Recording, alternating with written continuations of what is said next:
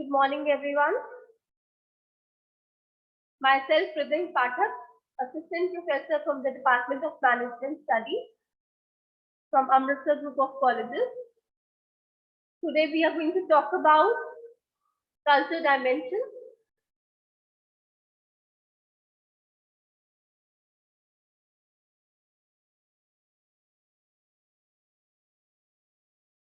To begin with, let us discuss about the meaning of culture. Culture is the custom. These are the ideas, beliefs, etc. of a particular country or a society. In other words, it's an umbrella which encompasses the social behavior and norms found in human societies, as well as the knowledge, beliefs, art, laws, customs, capabilities, and habits of the individuals in these groups. So it is whatever we have acquired since our childhood till date through our society and from our country. So whatever the customs, ideas, beliefs we see around, we look around and we watch around, that is what is followed into the term culture.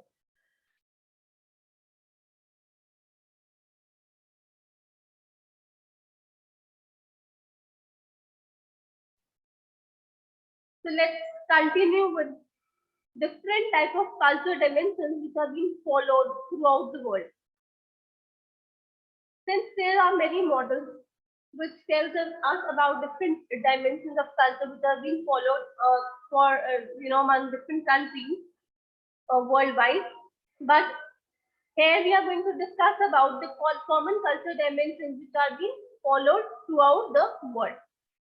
So let's talk about the first culture dimension, that is individualism versus collectivism. So individualism versus collectivism means, the term individualism means having one's own identity and feeling of one's own independence. So when a person is feeling that he has his own identity and he has to work everything according to himself or herself, that is individualism. That person does not want to work in a group. He wants his individual recognition. He wants to perform all the tasks on individual basis. The reason is because he wants recognition. He wants individual recognition. He does not want to give recognition to all other members of that particular team.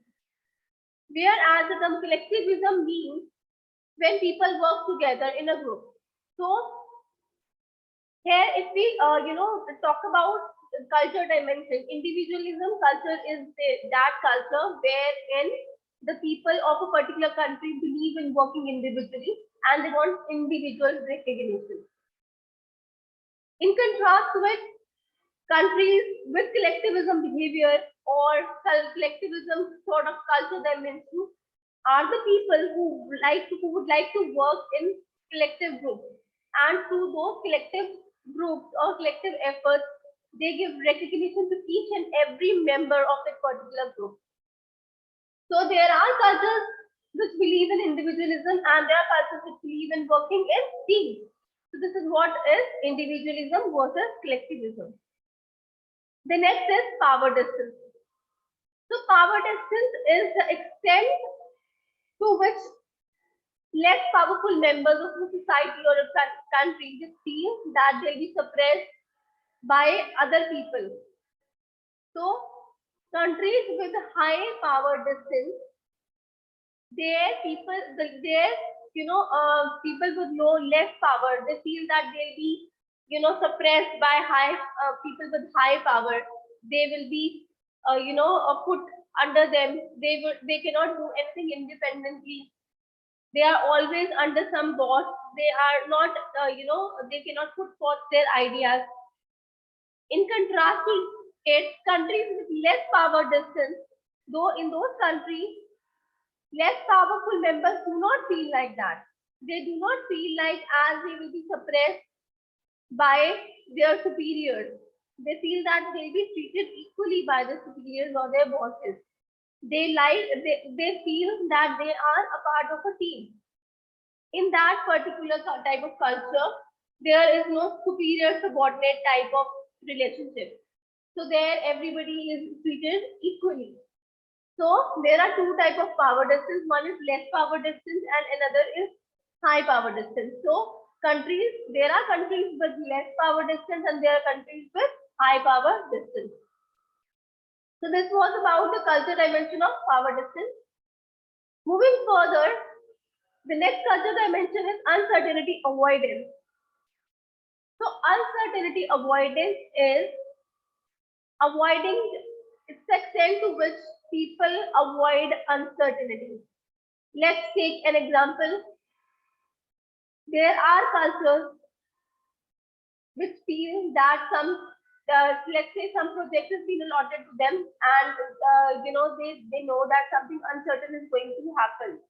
So they are avoiding that uncertainty. They are not ready to face that uncertainty because they don't have guts to face that uncertainty, and they report to their boss and ask about that they want to refrain from that particular project. They don't want to go with that project because they are afraid of moving into that project. So in contrast to it, there are people who do not avoid uncertainty. They accept things or situations as they are and whatever they prevail like. They do not feel that do not feel afraid of uncertain situations. They face the situation, they fight with those situations. And if we talk about the same example, a difficult project or a cumbersome project or a challenging project or a challenging task has been allotted to a team, and people here are not avoiding any sort of uncertainty. They are facing that. Now an example can be any other sort of uncertainty where people feel that something uncertain is going to happen and we do not want to face that. So there are cultures which have uncertainty avoidance to the highest extent, and there are people having uncertainty to less extent, and they can be people who are having an average sort of uncertainty avoidance. So basically, it's another cultural dimension, which is an important cultural dimension. Moving further, let's talk about masculinity versus femininity. So in this particular type of cultural dimension, the role of gender plays the main part. So masculinity in such type of cultures, male members are given very lot of importance. They are being treated as if they know everything and they will be able to do a particular project. And female people are suppressed by that. Females won't be able to compete with a particular task. Whereas femininity is such type of culture wherein females are female sort of like this particular gender is given equal importance. Like here, females are treated as if they can accomplish a task with proper deadlines. They can accomplish a task without refraining from it. So it's such type of culture where there is gender-based weightage. The last culture dimension and very important culture dimension is time dimension.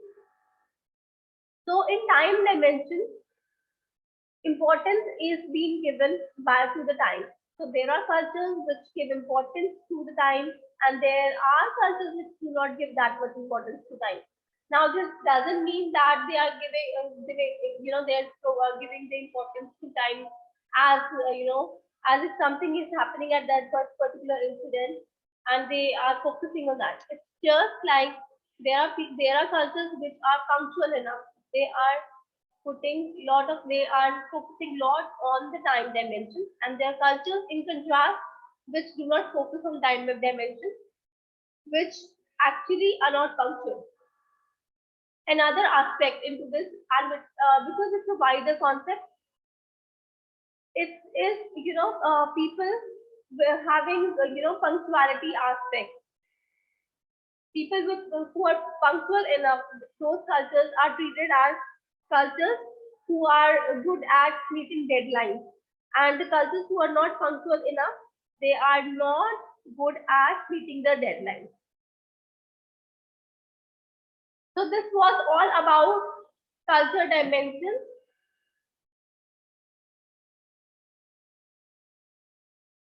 Moving further, let us discuss about the topic significance and impact of cross-cultural organizations. So significance is the importance or what is the impact of cross-cultural organizations. In today's era, cross cultures has lot of impact and it's very much important in organizations. The reason being today organizations are growing global. That is, different companies are not restricted to their own country. There are a number of multinational companies, there are a number of companies which are expanding themselves worldwide. They are opening up their branches throughout the world. They can begin with opening up their branch in a single country and then further on moving with opening up their branches in different countries. But whenever they start apart from their own country, that means they are going global. So because in today's era companies are going global, in that particular case it's not important that in that particular country HR will be able to recruit only the localites, that is only the local people, because that's some company which is a global one. So people in that employees in that particular company will be recruited from throughout the world, and from whichever country the HR person feels that they're the best people to be fit for into our organization. So managers today, it can be any sort of manager apart from the HR manager also. There are other managers, who head in different departments, but the main weightage is upon the HR person because he's the one who's heading other departments also. So today the managers have to deal with people coming from different countries whose culture is completely different from those that of the home country. So in front of those managers are people who are coming from different cultures. Because if they're only localized, it's easy to talk with them, it's easy to conversate with them, it's easy to make them understand things and to accomplish different tasks. And that also within a stipulated time or a particular deadlines. But if we talk about when we people are there from different cultures, when people are there from different sort of countries, in that case, it's difficult to talk to them because their language may not be common language with those of the countries they have shifted as an expatriate. So first of all, they need to be conversant with that particular language, even though English is used by as a linking language, but there are many bars and constraints in certain cases because exceptions are there. So there are certain things which are not discussed in English. So in that particular case, the other cultures may feel troublesome. They may feel some sort of cumbersome process because things are not understood by them in the way they wanted that to be. Because it's not their culture which is sitting in front of the manager. It's number of cultures which is sitting in front of the manager, and he or she has to deal with those cultures. So that the importance of cross culture or the impact of cross culture, that the number of things get delayed also. That's the impact. That number of things get delayed also because of a number of cultures. Number of things are being misinterpreted, misunderstood because of different cultures. It's because we have already discussed about this aspect. There are certain ethical grounds, there are certain ethical issues which something which is good in one country may not be good in another country. Something which is considered right for one particular culture may not be considered right for another culture. So that means these things can be misinterpreted, that can be misunderstood, things can get delayed. So in that particular aspect, when people are there from different countries, the most challenging task is for the managers and entirely basically for the HR managers at the global level who have to face number of people and to get work out of them. to make them work and to get things done within a stipulated time frame. So this is about the significance and impact of cross culture on organization.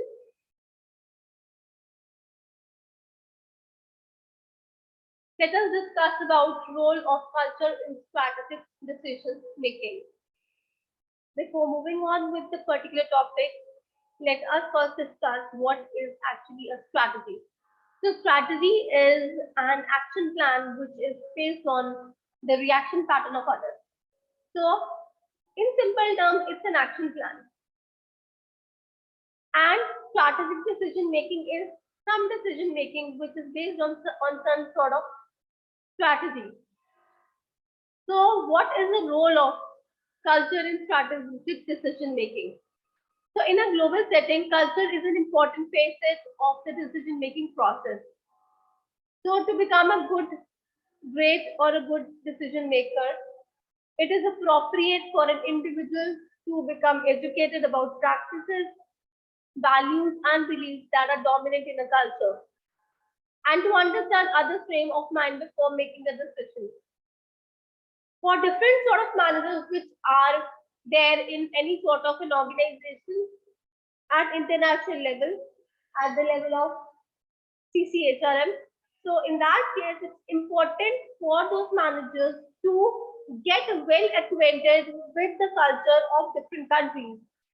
What are different values, what are different beliefs, what are different practices which are being followed in different countries. Because until and unless we come to know about their norms, their standards, their ethics, their practices, their values and beliefs, it won't be able to get the work done at a smooth way. Because something can be right for a particular culture and that something can be wrong for another culture. So it's important to know about what they are, what sort of beliefs they are having, what type of values they are having.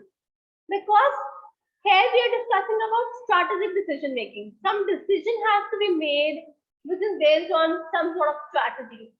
So when decision making has to be, good enough, when a person has to make a good decision, in that case, he cannot overlook the importance of culture.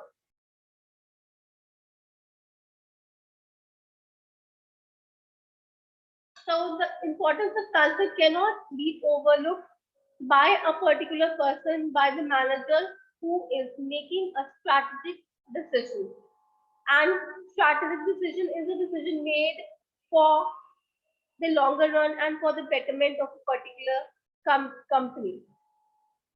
Therefore, the role of culture plays a very vital role in strategic decision making in any sort of organization. So let us discuss about the influence of national culture on organization culture. So national culture that tends to influence the organization culture. Culture is what? It's the function of social norm, ethics, value system, behavioral patterns, which may vary from country to country. Now it is difficult to transport and implant organizational culture in another country. So whichever culture is prevailing in a particular country, a person has to adjust according to that organizational culture. The reason being, the only reason being is the non-transportation or non-implantation of the organizational culture into another country where a person is moving. So organizational culture will gradually evolve from within the organization with the influence of national and local culture. Now it will be compounded by the organizational leadership, the leadership which is prevalent in that organization. A person has to adjust according to that leadership. Whatever value system is being followed over there, a person gradually has to adapt himself to that particular value system and the decision-making pattern. The decision-making pattern that had been followed in their national culture, that cannot be transported to the country where the person is moving for the job. So the decision making pattern has also to be adopted by that particular employee. Next is different countries have their different ways of solving different problems. They have unique ways of priority setting. Priority can be something can be prior for a particular country, and something can not be prior for a particular country. So expectations of quality and service will be different. Value for money is different in different countries. The work ethics are not the same throughout the world, so they are also different. So whatever the differences are there, these will definitely put an impact on the work conditions, the product offerings, how people are interacting in a foreign country with different customers. Along with that, the different business laws, labor conditions will be different. Taxation system will be different, income tax, the working hours will be different. A person has to exist according to the working hours which are being provided in the country where that person has shifted. So the company also need to be very sensitive to culture if they need to succeed in a foreign environment.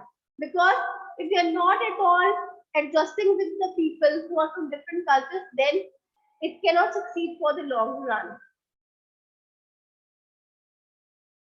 Next is due to cultural mismatch, this may lead to cultural shock. So cultural shock is when a person shifts to another culture which is not their own culture. So the culture he or she faces instantly, which is in front of him or her, that is a cultural shock. A person moves into a sort of a shock, moving into a different culture. So it may have adverse effect at the initial stage. But through adoption of change management process, when a person is able to manage that particular change, adapt that to that particular environment, it will lead to culture assimilation. A person will adapt himself and will start with his own development as for the entire development of the organization. Next is national culture differ and organization cultures often reflect national cultures. So organization culture, while strong, they can't ignore local cultures also. So managers can help to be more culturally sensitive. They need to speak slowly and in a low tone wherever they know that in this particular culture, speaking slowly and in a low tone is considered good. Then listening more is considered good in this culture. Then avoiding discussions of religion and politics. That's something which is common for all sort of cultures. Because a person, a manager might not be knowing about the religion or politics at a particular end or a particular culture. So it's important for the managers to avoid these sort of discussions.